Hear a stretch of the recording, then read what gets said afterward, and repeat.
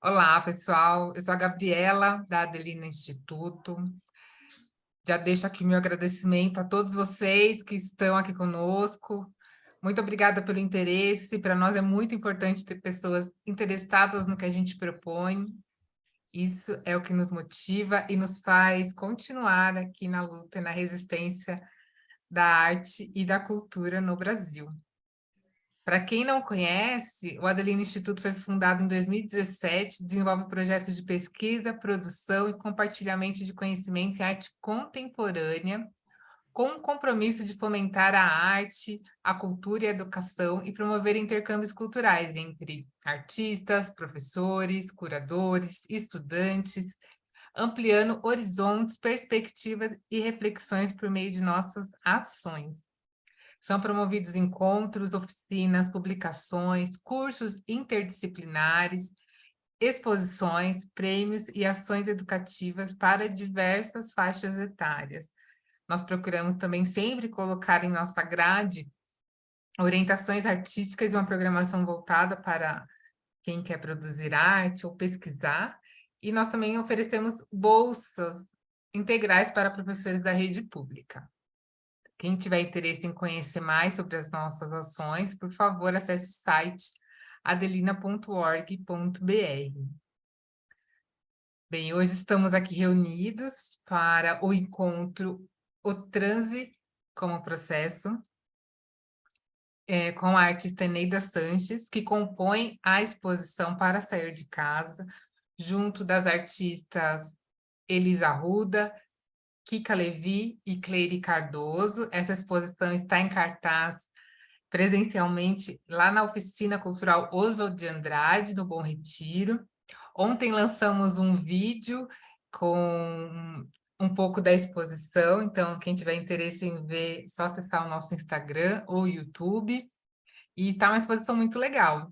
Estaremos em cartaz até o dia 10 de dezembro, e nesse decorrer haverão outras conversas e atividades também que fazem parte da programação paralela como esta.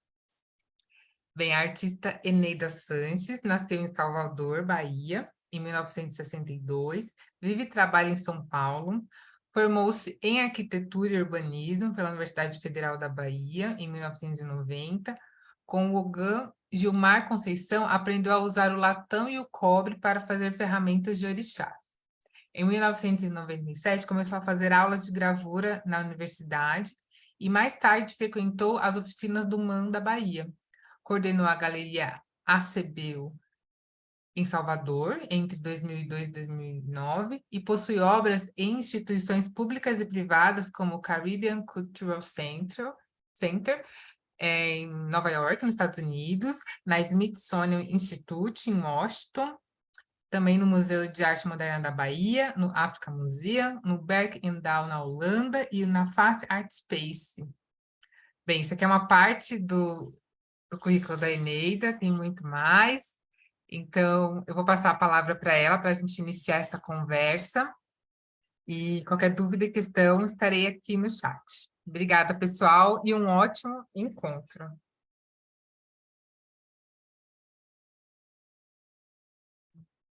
Boa tarde a todos. Nós sobrevivemos e eu estou muito contente de estar aqui com vocês. Eu ainda estou me recuperando desse ano e dessa vitória que nós tivemos e dessa alegria de estar vivo enquanto pessoa, enquanto mulher, enquanto artista, enquanto negra. Então, primeira coisa, Yahoo para todos nós. Segunda coisa é que eu queria agradecer principalmente ao Instituto Adelina e à querida curadora Ana Soller, que organizou essa mostra, que está com nós quatro artistas, né? Eu e mais quatro artistas. E a gente também queria aproveitar para convidar todo mundo para dar um pulo na exposição, não sei se vocês estiveram lá. Eu acho bem estranho falar para um bocado de quadrado preto, mas eu estou me acostumando aqui, calmamente. Eu vou ler um pouquinho, porque uma das coisas que está sendo parte desse final de ano esse desgaste mental. E, então, organizei um pouco melhor as ideias e vou dar uma lida. E, ao mesmo tempo, eu também queria convidar vocês para a gente passear nesse lugar, a partir do qual eu falo, que é o Condomínio Cultural, um centro de produção de arte com 35 artistas, e que está na Vila Anglo, e que nós somos um espaço de resistência e de ativismo artístico. E eu vou também caminhar ao longo desse espaço para mostrar alguns dos trabalhos que estão aqui. Eu queria falar também que a importância dessa mostra, que ela, para mim, é porque ela exatamente acontece 25 anos depois do meu primeiro impacto diante da gravura expandida. Ou, pelo menos, assim, esse lugar expandido da gravura, né? Um campo ampliado. Há 25 anos atrás, eu estive visitando o Centro Cultural de São Paulo, na Vergueiro, e eu me deparei com uma exposição que mostrava várias abordagens desconhecidas até aquele momento para mim. A gravura, que eu estava produzindo já nas oficinas do MAM Bahia, eu descobri que ela tinha precedentes de inquietudes. Então, e isso me interessava muito, né? Tratava-se de uma espécie de mudança no estatuto da gravura. Ela saía de uma reprodutibilidade, uma insistência apenas na competência, na apuração da reprodutibilidade, e ela passa para uma linguagem autônoma. Ela sai dessa técnica tradicional para uma extensão dos seus limites, baseados em pressupostos conceituais muito mais diversos, né? Alterando cânones dessa questão da reprodutibilidade e da relação também com a tiragem, com a série. É a partir de então que eu começo a pesquisar a gravura, e eu falo disso inicialmente porque essa pesquisa sobre a gravura, ela tem uma relação direta com a questão do processo artístico, né? Só mais um pouquinho. E na segunda abordagem, que é essa questão da gravura num espaço expandido, ela tem uma utilização de novos procedimentos na impressão, que são procedimentos muito mais experimentais. Foi uma coisa que eu comecei, logo que eu aprendi água forte, água tinta, eu comecei a experimentar com outras formas de imprimir. Então, na matriz, por exemplo, eu comecei a soldar materiais e imprimir junto com essas soldas, que também trouxe vários problemas, porque eu rasguei feltros e quebrei corrente de prensa, mas foi um momento em que eu estava exercitando até onde eu podia ir e até onde havia uma ruptura técnica tal que impedia que eu prosseguisse, né? Mas acho que é importante aqui, então, eu voltar e retomar um estágio anterior na história da construção do meu trabalho. E o meu estágio inicial, ele tem o cobre, tem um embate com o cobre e com o latão. E é um embate assim tão real que eu começo a martelar, a soldar, a perfurar esses metais.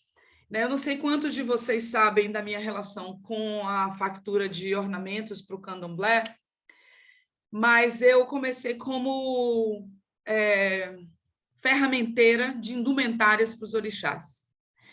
Eu encontrei o meu mestre Gilmar Uregi, que me ensinou a fazer essas ferramentas, e eu vou mostrar aqui um pouquinho do que eu estou falando. Lectures about share. Ok. Então, esse é o Gilmar Uregi, ele foi o meu mestre ferramenteiro, e vocês vão ver aí um martelinho na mão dele, ele está martelando um pedaço de latão e fazendo uma ferramenta para orixá. E esse foi o mestre dele, mestre Didi. O mestre Didi foi um grande ferramenteiro das indumentárias de orixá, fazia os chapéus, as coroas, os braceletes, as espadas, as ferramentas de mão, tipo arco e flecha, espelhos para Oxum e Ogum, machados para Xangô. Então, para mim, foi muito natural começar fazendo esse material, que isso aqui foi meu primeiro bracelete de Oxóssi. Eu me apaixonei pelo latão e pelo cobre. Eu tinha vindo de uma experiência inicial na minha vida de artes visuais. Eu tinha estudado dos 6 até os 14 anos, como numa escolinha que chamava Escola de Arte da Bahia. E durante um período, eu fui... minha família me redirecionou para a arquitetura e aquilo estava me fazendo muito mal. Então, na hora que eu faço essa passagem para as ferramentas, ele não foi apenas uma alteração de aspecto. Eu começo a lidar com uma execução de obras que conecta o campo material e o campo espiritual. Nesse aspecto, o material e o espiritual está relacionado diretamente a uma religião que é a religião Iorubá do Candomblé na Bahia, né? É uma religião que veio não só para o Brasil, mas para uma boa parte da diáspora, está presente no sul dos Estados Unidos, está presente em Cuba, através da Santeria de Cuba. E, só retomando aqui, então não foi apenas uma alteração na função, que tinha um âmbito religioso. A reprodução e a repetição desses símbolos, e nessa época meu trabalho estava bastante associado à simbologia do candomblé aplicada nas ferramentas, mesmo porque cada orixá pede uma simbologia específica, e essa simbologia específica ela tem uma função de invocação. Então, se você, por exemplo, está caminhando na rua e você passa e alguém lhe chama por um nome que não é o seu, vamos dizer que o Ricardo está passando na rua, e alguém grita Paulo, Paulo, Paulo, o Ricardo não responde. Por quê? Porque a simbologia, porque a forma, porque o som não corresponde àquilo que está se expressando ali, passando na rua. Então, eu tive que aprender quais eram esses símbolos que eram aplicados para cada um dos orixás. E nesse aprendizado dos símbolos, eu fui aprendendo não só sobre o símbolo, mas sobre como esse símbolo funciona e quais são os conceitos que fundamentam esses símbolos. Então, eu queria retomar aqui uma coisa. Então, é importante notar que aqui esse processo de investigação da origem, eu começo a buscar a origem de onde vem o símbolo, né? Abre caminhos para a descoberta de muitas outras formas da expressão. O que eu estou querendo dizer com isso? Que muitas vezes a gente pensa em trazer uma imagem, né, uma representação de algo, e que para mim foi interessante descobrir que por detrás dessa representação havia um conjunto de conceitos e de ideias filosóficas que sustentavam esses símbolos. Então, a descoberta e a investigação desses conceitos e dessas ideias filosóficas, elas apareceram na forma dos contos. Quando uma pessoa chegava para mim e dizia assim, eu quero fazer um espelho para minha Iemanjá, mas eu quero fazer essa Iemanjá, que é específica, que ela caminha na beira do mar com Ogum, é um Iemanjá Ogum-té. E aí havia uma coisa chamada os itãs, as histórias que sustentam a razão destes símbolos estarem aí.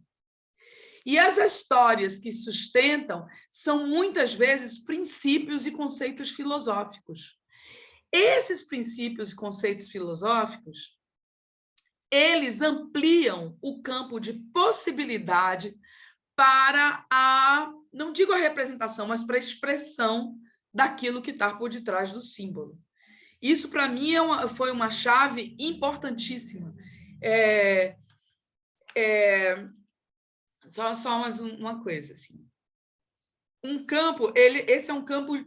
Esse campo onde você acessa o conceito, ele lhe abre espaço para uma relação com a experiência, com a experimentação e também com a ludicidade. E com relação à ludicidade, eu queria fazer um apontamento aqui interessante, que foi o encontro com um pensador, um teórico suíço-argentino, que eu encontrei em 1986 durante uma conferência em Buenos Aires, e ele publicou nessa época um livro chamado El Processo Criador, um livro chamado El Processo Criador. Ele se chama Pichon Rivière, e ele publica esse livro há mais de 40 anos. O que Pichon fala nesse processo criador? Ele tenta criar uma série, ele tenta mapear uma série de etapas no processo criador. E desse mapeamento, ele sai com duas etapas que me interessam basicamente aqui na nossa conversa sobre essa questão do processo criativo. A primeira etapa, o primeiro estágio, vamos dizer, que ele fala sobre o processo criativo, ele chama isso de pirotecnia lúdica. O que é muito interessante, porque é como se fossem assim, fogos de artifício que se explodem da sua cabeça quando você tem a sua primeira ideia com relação a algo. É aquele momento que você para o olho já não está mais fixado em lugar nenhum, e, na verdade, você está olhando com algum olho que parece que vem mais daqui de trás do que da frente, e você diz assim, eu acho que eu sei o que é isso que eu quero fazer. Esse lugar da pirotecnia lúdica, onde você começa a dizer assim, porra, eu vou fazer isso, aquilo outro, eu vou incrementar com isso, eu vou pensar isso, é um embrião de mistura de pensamento lúdico com prospecção experimental. Essa combinação, que é a pirotecnia lúdica, ela pulsa e existe até um determinado momento que parece que muitas vezes é irreversivelmente presente, que é a presença daquilo que ele chama de el crítico.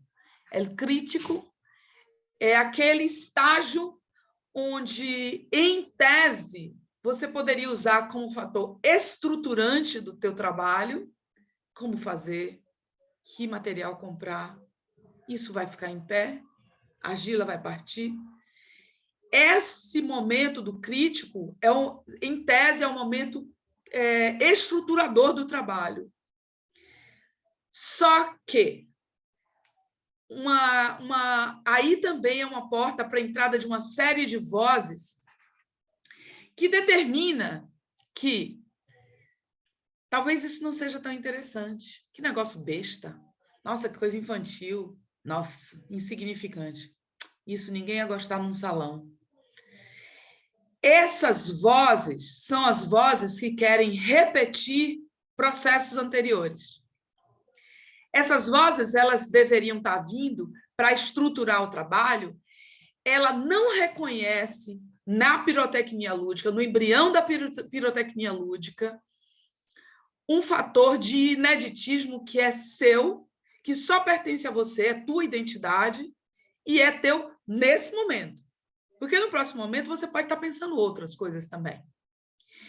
Então, ele chama bastante atenção para que esse processo de pirotecnia lúdica seja protegido e respeitado o suficiente para que o crítico não destrua ele, para que o crítico não tire a força do ineditismo, da estranheza que esse projeto está aparecendo. Então, é importante a gente sustentar a investigação aí, e o Jaime, o Jardim, ele fala, num livrinho publicado pelo SESC, uma coisa super importante, que é a continuidade e o aprofundamento na pirotecnia lúdica, até você seguir com ela, até que ela se esgote dentro de si, mas que você proteja e aprofunde a tua pesquisa em cima dela, que faça a volta ao redor dela, como diz o Saramago, que possa sair de uma representação inicial daquilo que você está pensando para outras abordagens daquilo mesmo, processos de investigação em torno do trabalho, né?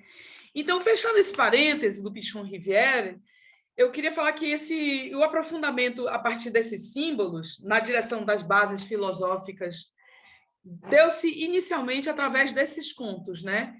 e que são contos que discorrem sobre as relações éticas e morais da cultura iorubá, no meu caso, do meu trabalho, né?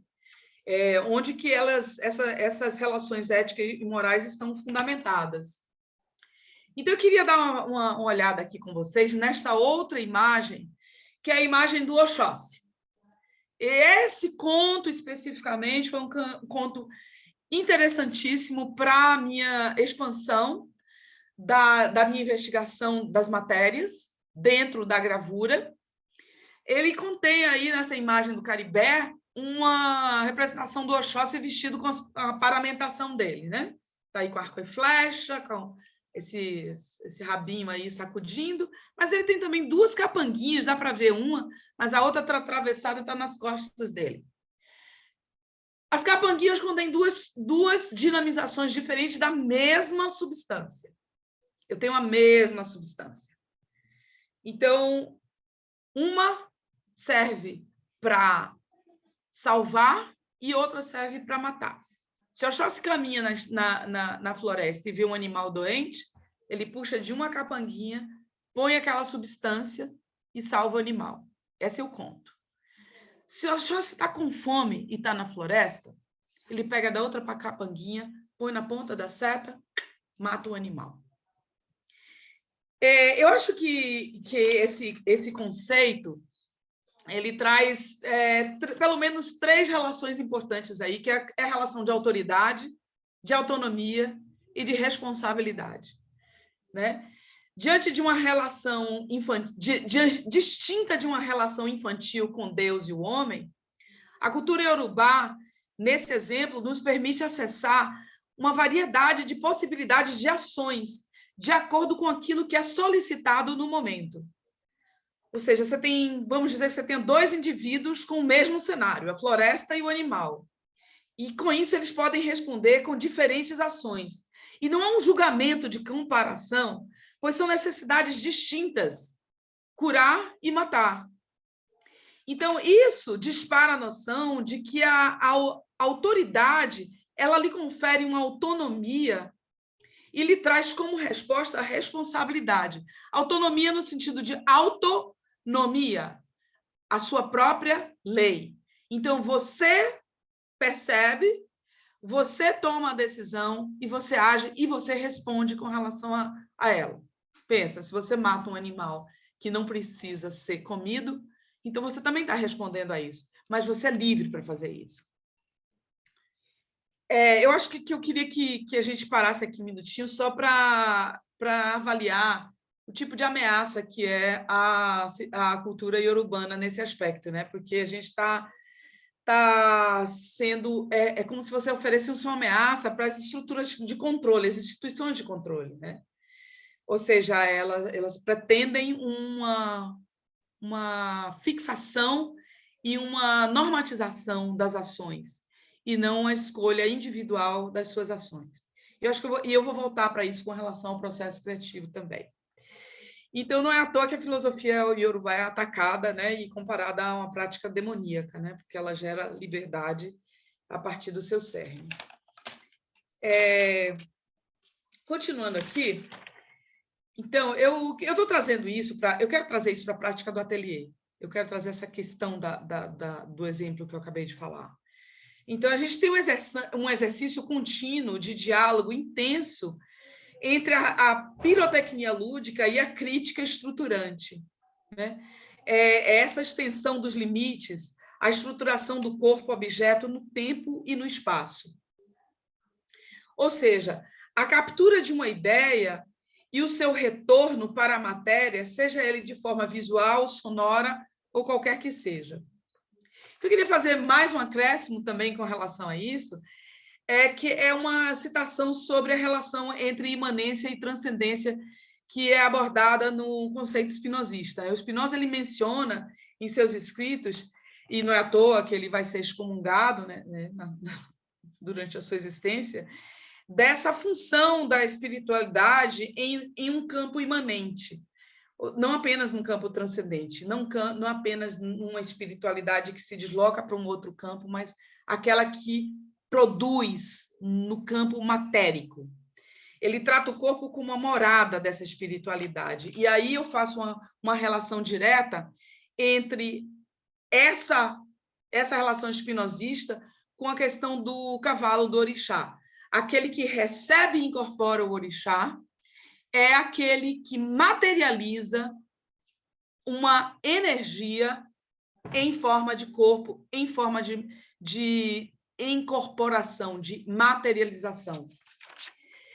Então, para a cultura, não só para a iorubana, eu queria sublinhar isso, mas também para as culturas indígenas, esse conceito espinosista ele existe já nas raízes dessas culturas, entendeu? E a existência da obra ancorada em sua materialidade, ela é constante nas expressões não só africanas, como nas expressões dos povos indígenas, dos povos nativos. Então, no caso da minha produção, eu busco abordar essa movimentação como conceito e como visualidade, essa movimentação de um plano para o outro. Então, eu queria mostrar aqui um conjunto de obras que eu inicio com a incorporação, eu utilizo o corpo como suporte para que essas gravuras se acomodem nelas e nele. Então, a gente tem o corpo como suporte da gravura, o corpo como suporte da gravura, o corpo como suporte da gravura. O corpo como suporte da gravura.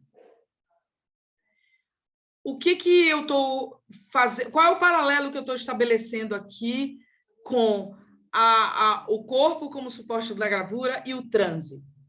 O transe é o deslocamento de dimensão para uma outra percepção e esse trazimento para a materialidade, para a existência tridimensional. Esse exercício de tridimensionalização, ele não basta apenas, no meu caso, para permanecer na alteração da expressão da gravura que vinha tradicional num campo bidimensional. Ela não para aí, ela continua como uma investigação na área de luz. Primeiro, ela se transforma em objetos wearable, vestíveis. Então, nós temos aqui a calça, o sapatinho, o colete, a cueca.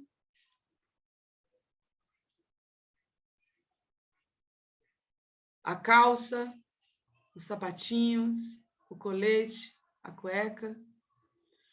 E, no caso da reprodutibilidade da gravura, eu fiz uma ruptura com a questão da contagem, da série, da tiragem.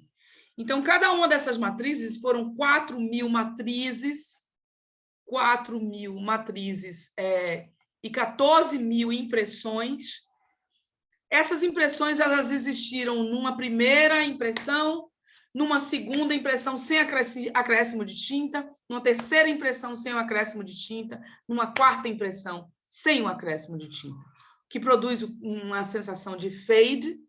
E essa sensação de fade, na visualização do trabalho, ela não permite que o seu olhar fique fixo em algo que está completamente chapado, definido, mas que crie uma relação de zoom in, zoom out, para dentro e para fora do trabalho. Então, a minha retina vai e volta, e a minha presença e o meu deslocamento diante do trabalho, ele cria também uma reconfiguração do trabalho e uma tridimensionalização na medida em que eu olho ele de vários ângulos possíveis.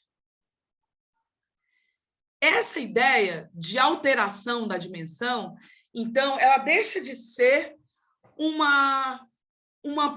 só uma questão do processo artístico, onde você se desloca dentro do seu ateliê, você investiga e você se desloca e você enxerga e você tem outra pirotecnia em cima daquela pirotecnia, mas também, no caso no caso do que eu trago isso para o produto, o trabalho final, o resultado final, aquilo que foi produzido, isso pede também que aquele que interage com a peça, ela precise também se deslocar. Então, esse deslocamento é processo artístico, sim. Esse deslocamento também é fruição da obra, na medida em que vocês faz esse zoom in e esse zoom out para entender melhor o que está acontecendo naquele trabalho. Uma outra visão desse mesmo trabalho. E, em algum momento, eu começo a me interessar pela alteração de iluminação específica desse trabalho e começo a descobrir que existe uma outra dimensão, que não é só a dimensão objeto, mas a dimensão sombra.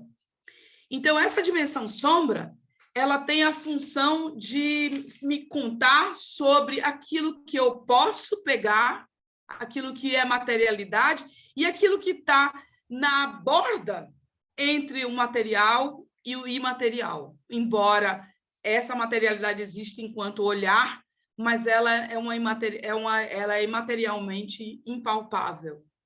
Então, me interessava cada vez mais trazer outras camadas de deslocamento dentro desse trabalho. Em 2008, quando eu começo a trabalhar com o artista visual e fotógrafo Tracy Collins, ele é um videomaker também, e nós começamos a fazer como consequência disso, um outro desdobramento sobre o trabalho da gravura, que é a produção de projeções sobre os trabalhos. Então, eu vou mostrar aqui para vocês um excerto curto desse trabalho que foi apresentado em 2015, no 15º Vídeo Brasil. Só um segundo.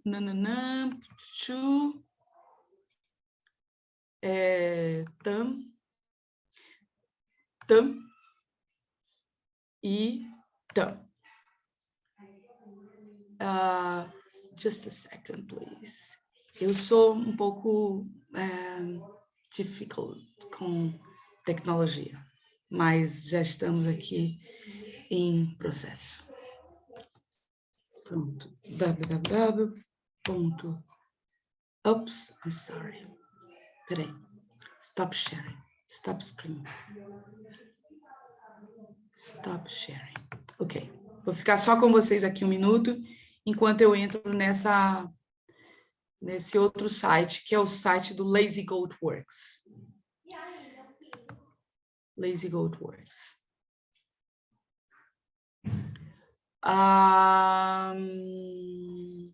Aqui estamos. Share screen. Lazy Goat Works.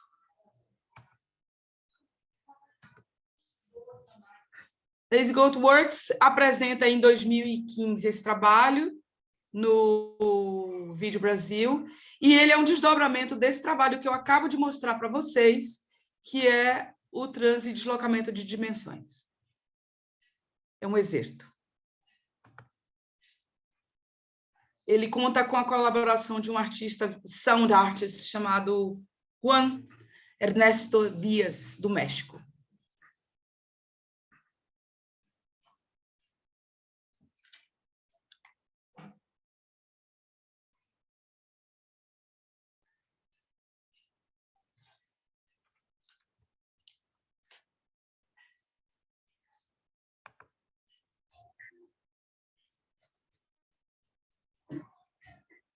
Dois mil e 2013.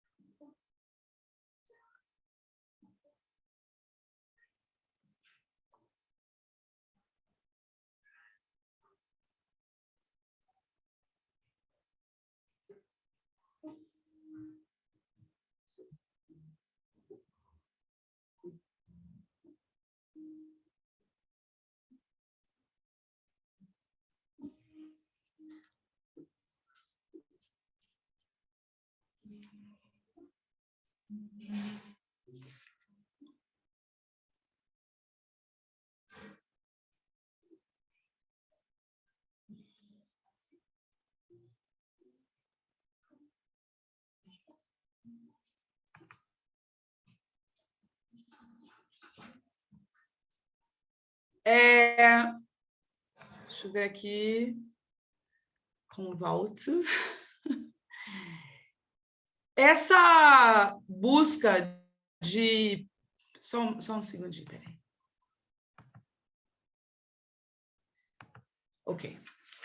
Essa busca de trazer para o trabalho outras dimensionalidades, que não só a dimensionalidade física da gravura, não só bidimensional da gravura, não só a dimensionalidade tridimensional da gravura-objeto, não só a dimensionalidade da gravura-objeto-sombra, mas também a dimensionalidade da projeção em vídeo, fala dessa investigação contínua em cima do processo artístico. O processo artístico, quando ele se configurou muitas vezes dentro do ateliê como algo que não tinha mais desdobramento possível, como, por exemplo, essa questão dos olhos de boi, essas matrizes de olhos que transformaram-se em instalações, em roupas, em objetos, elas foram ganhando outras dimensões na medida que elas foram destruídas. E aqui tem mais um trabalho também que foi apresentado na Artificial Africa nos Estados Unidos. Aqui já é um exercício da gravura dentro de uma outra movimentação, que é uma movimentação horizontal, não mais vertical, e ela criou um protótipo para esse trabalho, que é um trabalho que tem 2,80 metros de altura com 3,80 de largura, e essas gravuras elas estão colocadas em processo de movimentação.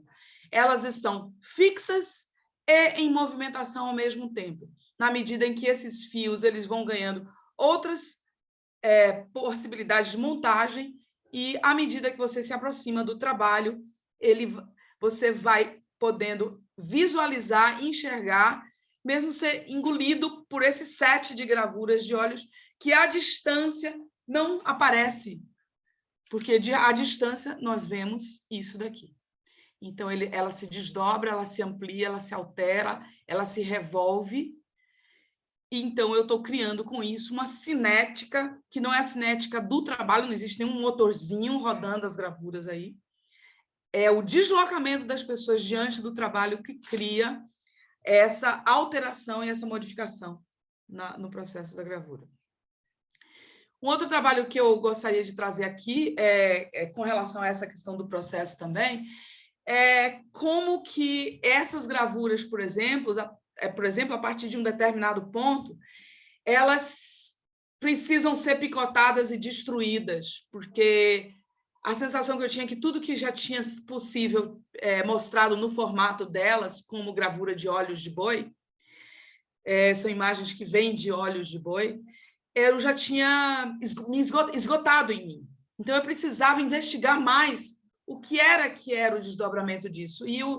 E a minha forma de pensar isso foi realmente picotando tudo na intenção de destruir, mas aí eu comecei a descobrir que esse picotamento, ele criava também uma reconstrução tal que ele voltava a construir o meu corpo, só que na forma de uma colagem das gravuras dos olhos picotados. Então, a partir disso, eu começo a criar toda uma série de picotamentos e de construções de imagens de barcos, de mergulhos, e também desenhos em torno desses olhos de boi. O olho enquanto processo de pensamento, são 3 estágios do pensar psíquico, que é o pensamento, a contemplação e a meditação. Então, esses trabalhos foram dispostos na forma de desenho em grafite, bem como eles foram colocados na forma de matrizes e impressões dessas matrizes no próprio trabalho. Um estágio posterior disso foi a construção de uma série de gravuras de mãos feitas a partir dessa matriz, não só dessa matriz, foram feitas 8 matrizes dessas mãos, e a partir dessas matrizes eu comecei a construir, vou fazer um stop screening aqui rapidinho para mostrar uma coisa para vocês, que são essas gravuras que estão aqui. Essas gravuras, elas foram impressas, foram 600 gravuras que eu imprimi e recortei elas no formato da mão mesmo. Saí recortando os dedinhos. E o que acontece com isso é que a gente tem aqui essa construção de roupas que são feitas a partir dessas mãos. Umas roupas que foram preparadas para uma performance específica, que é uma conversa entre essa pessoa que veste essa roupa de mãos e que conversa com um oráculo construído por olhos de boi, por gravuras de olhos de boi. E, obviamente, que na medida em que essa pessoa começa a fazer perguntas, ela veste essa veste de roupas de mãos, e ela vai retirando da sua veste essas mãos e colocando na frente do oráculo, como se estivesse estendendo sua mão para o oráculo fazer uma leitura.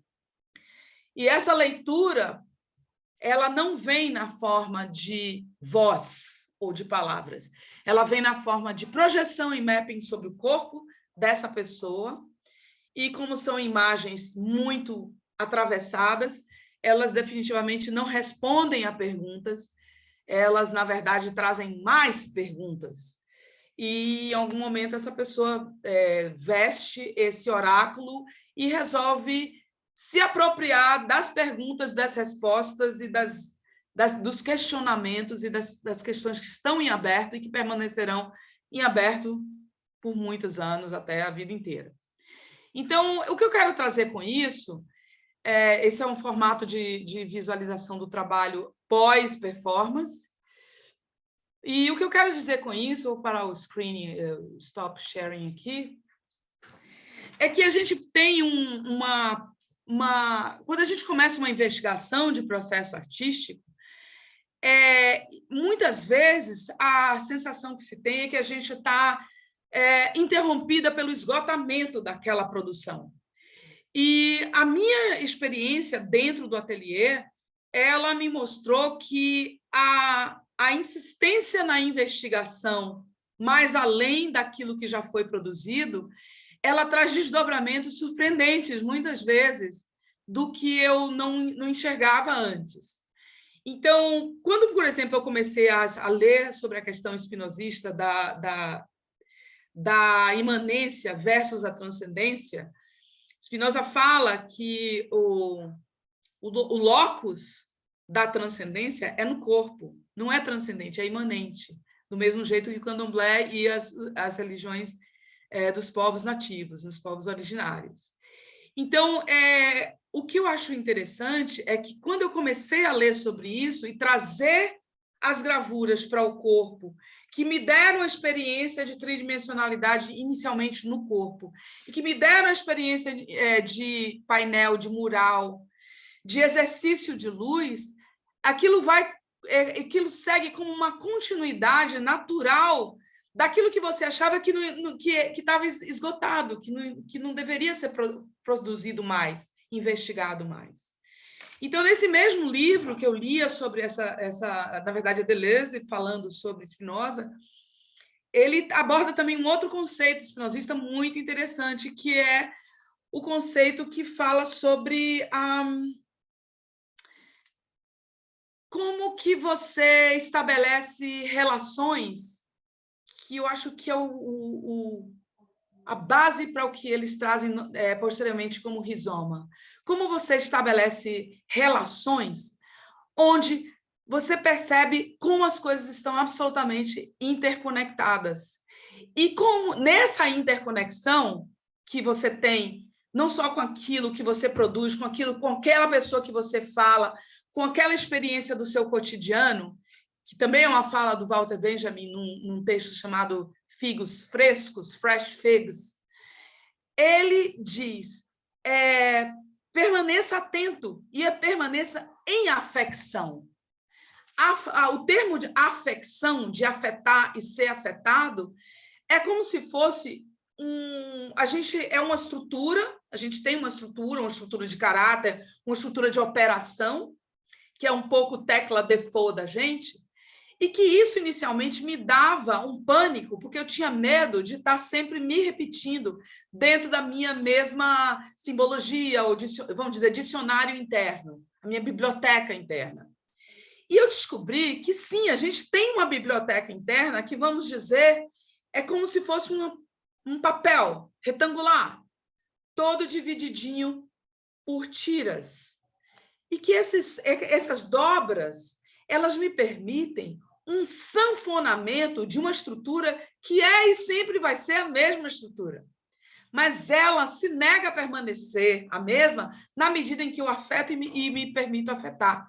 Então, quando Spinoza traz esse termo, esse conceito de afecção, ele está falando exatamente dessa predisposição para entender que a compreensão maior das coisas, ela não vem só de um entendimento intelectual, mas ela vem do entendimento também corporal, daquilo no que você esbarra, naquilo com o qual você se fricciona.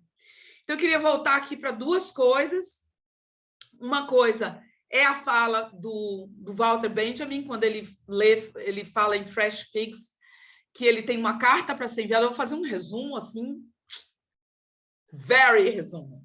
Mas ele fala que ele sai com uma carta que precisa ser despachada, que precisa ser resolvida. Ele não sabe se ele vai enviar essa carta, uma carta decisiva. E ele põe no bolso e ele sai para passear. Aparentemente, ele está numa zona italiana, né, porque ele fala em soldi, em coisas que são dinheiro italiano. E ele sai para passear numa vilazinha onde teve uma festividade, ele vê os restos dos fogos de artifício, e ele começa a tratar, a algum momento ele dá com essas senhoras que vendem figos numa praça, que está no final de uma feira, e que tem essa senhora vendendo esse cesto de figos. E ele é completamente enlouquecido por figo. Então, ele fica desesperado e ele resolve comprar os figos, e ela diz assim, olha, me dá um resto aí que você fica com todos eles. E ele não tinha saído com uma sacola. E essas pessoas não vendem sacolas. E aí ele resolve colocar os figos dentro dos bolsos, dentro da jaqueta, dentro da calça, dentro da boca, dentro de tudo que é possível para ele. E ele começa essa relação entre a voracidade, a vontade de comer tudo, mas, ao mesmo tempo, aquilo vai ficando tão insuportável de tanto figo que ele começa uma relação também de destruição daquilo. Ele quer morder não mais como objeto de gosto, mas como objeto de destruição. E quando ele puxa finalmente o último figo, esse figo vem grudado na carta que está completamente melecada e destruída. E ele fala sobre como esse figo termina apontando o destino dessa carta. O que eu acho mais interessante nessa fala específica com relação ao processo é que ele descreve uma existência, um dia na vida dele. Ele escreve, ele é um escritor. O resultado disso é esse texto. E esse texto vem de uma experiência ao longo do dia dele, e como a existência e a interação e a fricção e o trocar e o afetar e ser afetado mostra como que aquilo tem um fechamento. Esse é o primeiro, é a primeira coisa que eu acho interessante. Então, a partir desse lugar de afetar e ser afetado, eu comecei a produzir uma série de trabalhos que aparecem nos trabalhos que foram do Salão Anapolino, mas que também aparecem em outras instâncias, como esse trabalho que eu apresento para vocês aqui. Só um segundo.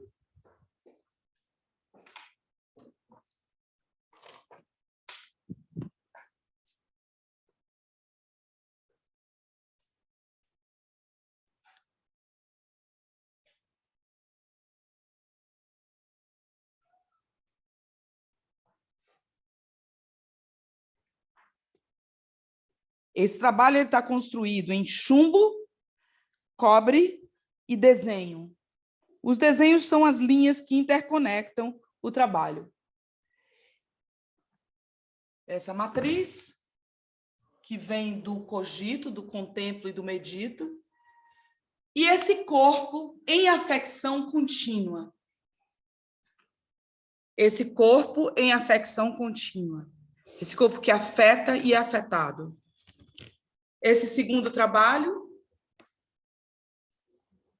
já não mais uma matriz, mas um desenho sobre o chumbo, e um corpo, papel, que afeta e é afetado.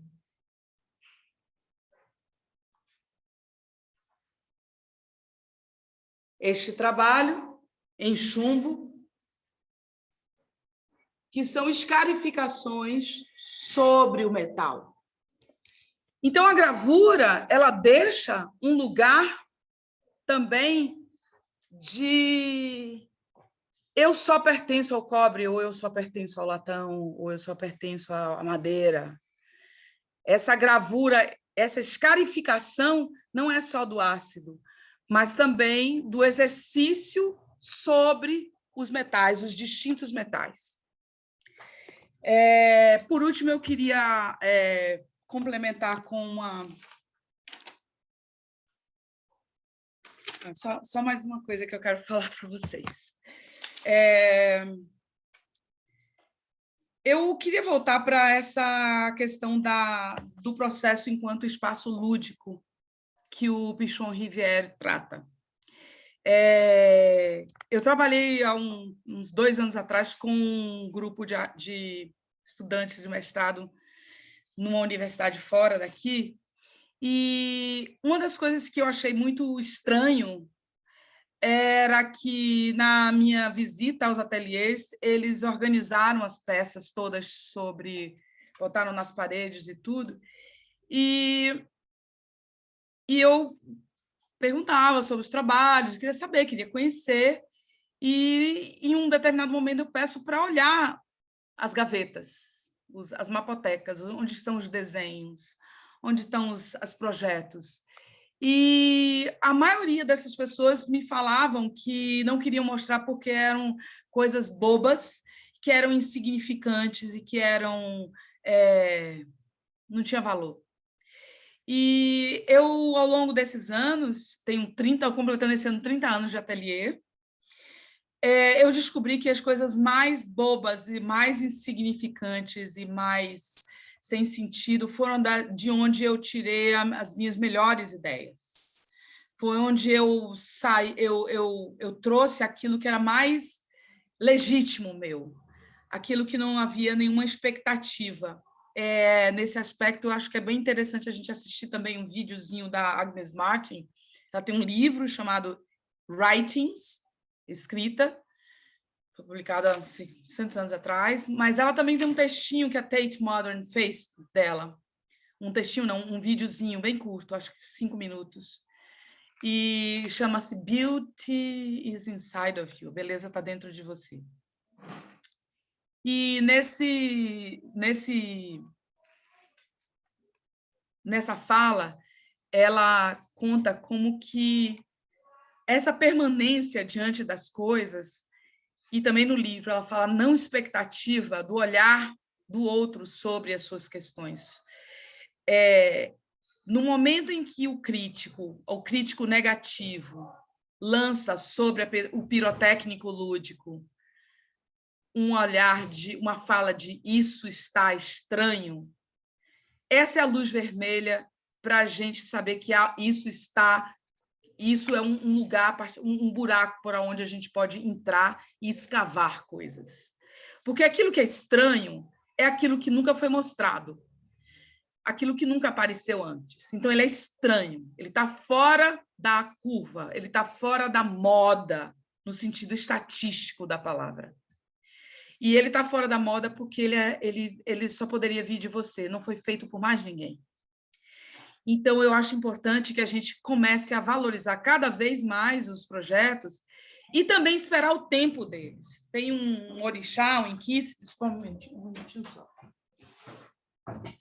Um orixá, um inquice no candomblé de Banto, no candomblé de Angola, que ele dança com uma grelha na mão. A ferramenta de mão dele é uma grelha. Ele dança, dança, dança com essa grelha. Em um determinado momento, me foi explicado o que significava essa grelha. Que a grelha é, se você correr e tirar rápido demais do fogo, fica cru. E se você postergar e ficar empurrando, aquilo vai queimar. Então, os projetos, eles têm um tempo para existir também. Alguns dos projetos, eles ficam na mapoteca, engavetados, esperando um segundo olhar sobre aquilo. Porque insiste, isso tem que dar em algo, isso tem que dar em algo, e não é a hora dele dar em algo. Às vezes, a reflexão, passados 2 anos, é o fogo suficiente que cozinha a coisa ao ponto correto dela. Então, eu acho interessantíssimo a gente entender esse timing que a Agnes Martin fala no livro Writings, e ela chama a atenção também para um aspecto interessante sobre isso, de que quando a gente começa a olhar para um trabalho e diz assim, mas se eu colocar isso aqui vai ficar interessante. Ali é o começo do fim. Vai ficar interessante para quem? Para o olhar de quem isso se torna interessante. Se você quer que isso seja interessante para o olhar do viewer, da pessoa que vai ver o teu trabalho, você deslocou a tua energia, a tua relação direta com aquilo que você está produzindo para a expectativa de como aquilo vai parecer depois. E essa expectativa de como aquilo vai parecer depois, normalmente está relacionada a coisas que você já viu e que você quer que seja repetido como algo interessante no seu trabalho. Então, eu termino essa fala com aquela intenção de que a gente possa permanecer em transe com aquilo que está chamando a gente e que a gente quer ser chamado, quando a gente conecta com o projeto, diz assim, nossa, isso aqui... Você começou uma relação com algo. Escreve, aponta, anota, discorre, fala, busca, discute, fala o contrário dela, mas fala dela. Desdiz a fala, picota aquilo que estava pronto. Então, essa investigação, ela vai gerar o caldo ou o ambiente específico para que aquilo vá tomando forma e que seja aprofundado e estruturado com a ajuda do crítico, com a ajuda daquilo que vai dar a composição que você precisa para que o seu trabalho tenha a potência que você quer que ela esteja, não que o outro, mas que você quer que ela tenha. Né? Então, eu queria abrir aqui para que vocês pudessem partilhar também, não sei quantas pessoas aqui são da área de gravura. Eu tive a minha intenção, compartilhar sobre o meu trabalho, na intenção de mostrar como foi o meu processo de produção, como é que eu trabalho o meu embate dentro do ateliê, porque o lugar do ateliê é o lugar do embate, é o lugar do desespero, é o lugar da frustração também, é o lugar de não saber, esse desconhecimento contínuo de não saber onde que eu estou, o que eu estou querendo com isso, mas é também aquele lugar onde eu aponto a minha seta e eu faço a ação numa relação contínua, aquilo que eu chamo de olho de galinha. É uma mistura entre ludicidade e responsabilidade. É um lugar onde eu investigo na brincadeira, eu investigo e eu boto dois bichinhos e brigo os bichinhos e boto para correr pela sala. Mas é um lugar também onde eu digo assim, o que é que eu estou querendo falar? Quando eu falo isso, como eu falo isso? Como eu falo isso? Como eu falo do transe e trago o olho? Como eu falo do transe, do deslocamento de dimensão e trago esse deslocamento na forma como eu monto o trabalho também? Quais são os elementos que são compositivos? É outro conceito espinosista. Quais são os elementos que são compositivos dentro do processo artístico? Porque o decompositivo é a distração de querer o olhar do outro, é querer colocar brinco combinando com colar, combinando com a pulseira. O compositivo é aquilo cuja matéria fala do conceito e se expressa através da construção do trabalho. Isso é um trabalho compositivo. Acho que eu falei um bocado. Quem quer falar?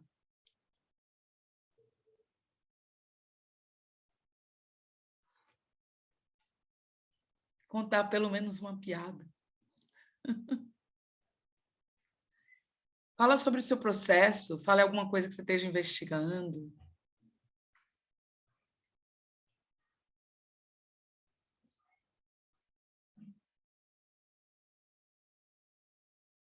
Silêncio profundo.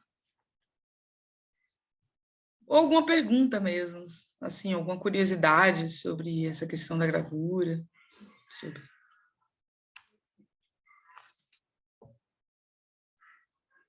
Eneida, aqui é a Gabriela, eu vou perguntar. Oi, Gabriela. Pergunta. Bem, além de estar aqui online, né, eu fico alguns dias também lá na exposição, e estamos recebendo alguns grupos de escolas, tem sido bem gostoso, assim, conversar com eles, tanto sobre a gravura, mas também sobre o que eles estão vendo, né, ali, sensações, enfim. E conversando sobre o seu trabalho, né, que são os olhos, eu queria entender um pouco mais, assim, sobre o olho. Se o olho que você usa é aquele olho ligado ao animal, ou depois eu descobri que tem a semente também, né? E qual é Tem. essa ligação entre os dois? Porque eu comecei a pesquisar e queria entender um pouco mais, assim, também, até nessa relação com o candomblé, e, enfim, queria discutir um pouco mais sobre isso. Então, algumas religiões utilizam o olho como um símbolo de proteção, né, de afastamento de negatividades, de olho grosso, de olho gordo, não sei como é que chama aqui em São Paulo. Mas você vai o olho egípcio, o olho árabe, você tem vários olhos em várias outras culturas. E também no candomblé, esse olho ele é utilizado para tirar as maldades, as cargas negativas. Então, essa foi uma das coisas que eu tive que separar muito, assim, mexer em algo que tem a ver com uma religião, né? Tem a ver com um processo religioso. É uma falta de respeito com relação a isso. Isso foi uma coisa que eu tive que ir lá atrás e buscar.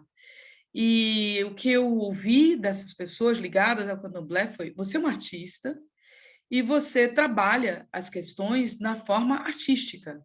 Isso não tem uma pretensão de uma operação dentro de outro campo, que é o campo religioso. Então, quando eu vi essa oferenda com o olho de boi, que é o olho do boi mesmo, para tirar essas cargas negativas, eu pensei assim, eu vou fazer o meu próprio ebó contra olho grosso. E eu comecei a construir as roupas e os sapatos na intenção mesmo, e não só a intenção, elas foram transformados agora em tecidos. Há uns 6 anos atrás eu fiz uma residência na Tanzânia, e eu transformei em tecidos, e eu quero fazer realmente vestimentas, wearable mesmo. Então, a minha intenção era que eu pudesse usar essas coisas para que eu pudesse expurgar no meu eu ser a sacerdotisa e fazer a minha oferenda e expurgar as minhas questões também. Então, eu acho que cada vez mais, o que eu estou muito contente é que a gente pode lançar mão no sentido de se apropriar das questões e transformar na nossa fala específica, e que isso seja a verdade para nós. Isso não é algo que eu vou impor sobre o outro. Eu não vou fazer boss que se você usar meu sapato de olho de boi, você vai ficar livre da... Não, sou eu quem vou usar e eu que vou ficar livre das minhas questões. E eu fico na medida em que eu produzo isso dentro do meu ateliê. Mas eu acho que a gente precisa cada vez mais compreender lá atrás no surrealismo como é que a gente investiga, como é a liberdade que a gente tem de investigar, de misturar materiais, de ser afetado por tantas questões que estão acontecendo quanto existam no mundo, desde caminhar por uma feira, comprar figo, até caminhar por uma feira e fotografar um olho de um boi e transformar esse olho de boi numa gravura, que vira uma roupa, que vira um mural, que vira uma instalação, que vira uma videoprojeção. Então, assim, para nós que funciona dentro do ateliê, dentro e na vida, porque o ateliê, para mim, é a vida, todo lugar que eu estou é onde eu vejo, onde eu me inspiro, e por isso que é tão complexa a nossa profissão também, porque a gente vai, a gente lê, a gente vê o filme, a gente transa, a gente faz tudo, e tudo isso é a matéria de construção do trabalho da gente. Então, é a gente se permitir e compreender que não há nada que nos pare. E que esse não parar é o não parar de... O que muitas vezes freia é a expectativa da importância que aquilo tenha para outros e não para a gente. Então, volto para o jardim. A concentração e a permanência contínua dentro da tua investigação, o compromisso com tua prática, ela lhe leva para milhões de questões. Ela te abre vocabulários enormes. Se você ancora isso, principalmente naquilo que está dentro do cerne, lá no embrião da forma, você está ancorado com a essência daquilo. Então, o que acontece? Eu gosto de falar da palavra produto, porque é uma produção. O teu produto, ele não está vindo ali de uma forma interessante, porra, bacana. Ela está vindo com uma informação interna de algo que é uma investigação, e ela, por haver essas camadas, até chegar naquilo que está pendurado numa parede, isso é trazido de dentro para fora. Então, essa é uma produção do estômago para fora, do intestino para fora. Queria falar mais uma coisa. É uma fala do Bataille, que eu não me lembro de jeito nenhum, mas aí investiguem, por favor. Bataille fala que no momento em que a gente se suspende de animal quadrúpede para vertical, a cabeça começa a achar que ela vai dar conta de todo o processo. Então, só pensar sobre, só intelectualizar sobre é suficiente. E ele fala assim, não é que você volta a ser quadrúpede, mas você começa a entender que entre boca e ânus existe um corpo. E esse corpo é onde todos os procedimentos e todos os processos e todos os ácidos gástricos e todos os cocôs produzidos acontecem. Então, é nesse locus corpo, que a gente dá aprofundamento e conteúdo ao trabalho. Maravilha, que bom te ouvir, Eneida. A gente ficou refletindo, assim, e alguns estudantes, sobre como o olho, para nós, né, também é essa porta de entrada. E, bem, foi muito legal conhecer o seu trabalho, né? Eu tinha, antes da exposição, estava pesquisando e ver ele no suporte que você criou. o sapato, enfim, muito legal, parabéns, estou adorando Obrigada. conhecer a sua produção. E temos aqui uma pergunta no chat do Marcos, falando quais são os materiais que você usa nas suas gravuras, sua experimentação e investigação, amplia quais materiais? Acho interessante porque isso volta para uma coisa que eu estava falando antes. Eu sou muito ligada à gravura, desde que eu comecei a fazer as ferramentas dos orixás, eu sou muito ligada aos metais. Então, vocês viram que naquele trabalho que eu mostrei aqui nas paredes do condomínio cultural, eu saio da gravura, mas eu permaneço no cobre e no latão. Então, eles estão presentes ali de outras formas, em outras feições, vamos dizer. Mas eu gosto muito do papel. O papel, para mim, é um grande lugar onde eu projeto o meu trabalho. Eu gosto do cobre, eu gosto do latão e ultimamente, nos últimos 5, 6 anos, eu tenho trabalhado muito com chumbo, né? Que enquanto você não aqueça ele, porque é o cheiro, a fumaça do chumbo que sai que pode afetar seu pulmão. Mas o chumbo em si, se você utiliza ele ali, lava a mão, tá tudo certo. Então, eu tenho usado muito esses daí.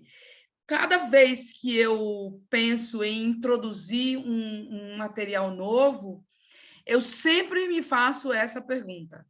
Esse material novo, ele está potencializando o meu conceito ou ele está... Ai, achei isso legal, vou meter aqui. Então, achei isso legal, vou botar aqui. Esse botar aqui, ele está botando conceitualmente? Ele está botando decorativamente? Essa é uma pergunta.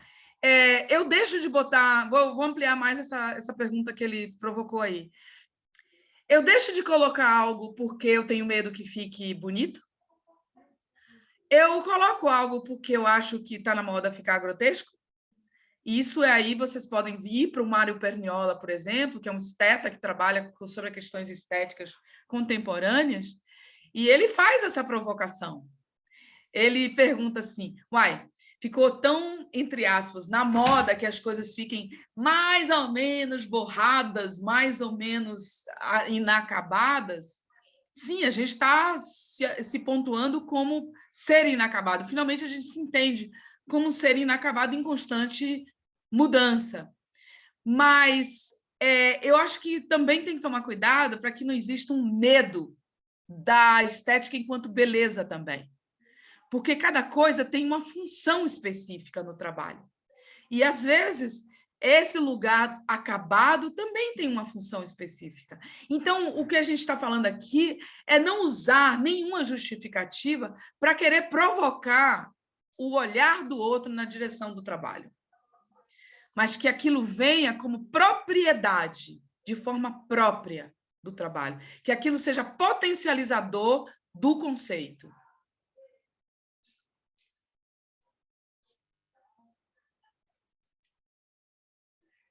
Obrigada, Eneida.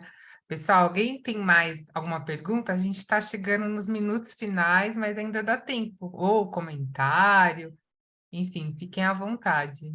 Se não quiserem comentar também, dá um pulinho lá na exposição e olha essas gravadoras, Sim. que já falei do meu aqui, mas eu acho interessante vocês verem o trabalho da Cleiri, da Kika. E... Nossa, deu branco. Da Cleiri, da Kika e da Ana. E Elisa? Da Elisa, que é outra inquieta com a gravura. E quanto mais inquietude, mais borramento de fronteiras, eu acho que não é que seja interessante, mas é interessante para nós enquanto investigação do trabalho. Então, quanto mais liberdade, quanto mais curiosidade, mais interessante, na medida em que isso é potencialização da fala. Exatamente o que a Eneida colocou, é que as outras artistas todas também trabalham de uma forma totalmente expandida, as obras que estão lá na exposição são únicas, apesar de vir dessa reprodutibilidade, tem coisas bem diferentes, e eu deixei aqui no chat, para quem quiser em seguida já assistiu o vídeo, é um vídeo curto, até, mas conta um pouquinho sobre como é a exposição. E eu deixo o convite para quem está em São Paulo passar por aqui. Até o dia 10 de dezembro estaremos lá, das 10 às 20, de segunda a sexta, e aos sábados do meio-dia às 6. E nos jogos, né, que teremos em breve da Copa, o espaço não vai abrir, mas todos os outros dias estaremos lá. Obrigada, Eneida. Obrigada. Que vocês Obrigada tenham a um fim de todos. semana maravilhoso Amém. e que a gente possa continuar no nosso embate. Exato. Um beijo. Obrigada, viu? Beijo. Obrigada, pessoal.